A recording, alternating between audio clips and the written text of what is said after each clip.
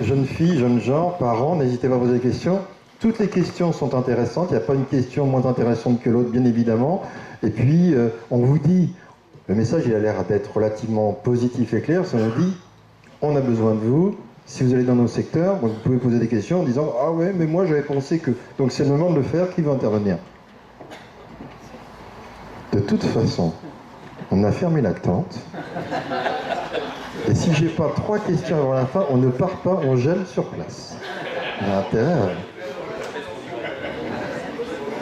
Donc n'hésitez pas à vous signaler, je vous donne le micro tout de suite. Je voudrais revenir, Jacques Appert. Oui, je voudrais simplement rappeler à l'ensemble des gens qui sont là que l'Eure est le 7e département industriel français ramené à sa population active. On ne le sait pas, mais on a plutôt tendance à voir le vert pays des eaux vives. Hein, mais c'est un département industriel qui est très structuré PME, hein, avec quelques grands moteurs et quelques grands majors de l'industrie, mais très structuré PME.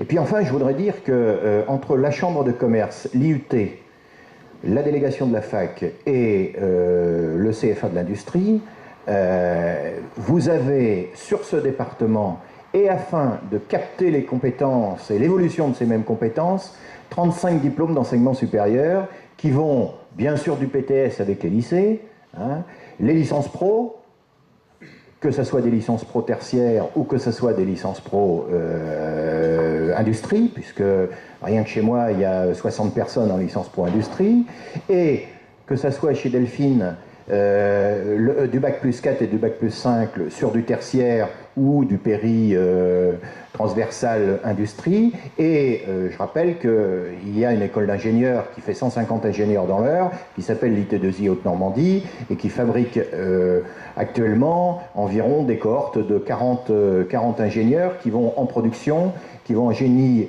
énergétique et qui vont en génie industriel, et qui sont casés à 95% comme les bacs plus 5 ou les bacs plus 3 de chez Delphine.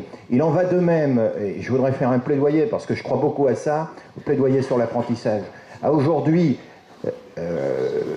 j'ai été parent, je me suis toujours posé des questions, bien sûr, sur le devenir.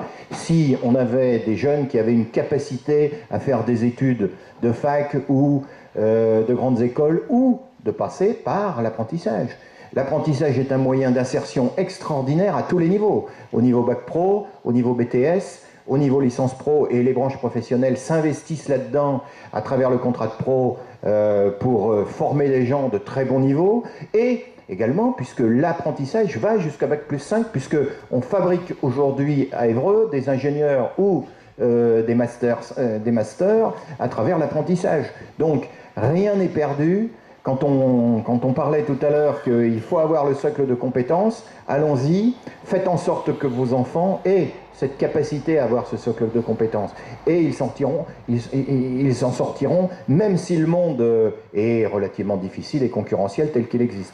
Et puis enfin, dernier message, c'est le message de la mobilité.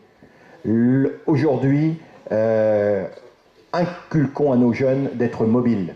C'est terminé l'époque où malheureusement, on trouvait, ou heureusement peut-être, on trouvait du travail à 3 km de la maison. Malheureusement, le monde a changé. Et sachez que pour avoir vécu un peu partout au Brésil ou en Inde, le petit Indien ou le petit Brésilien, il a autant envie de s'en sortir que nous. Voilà.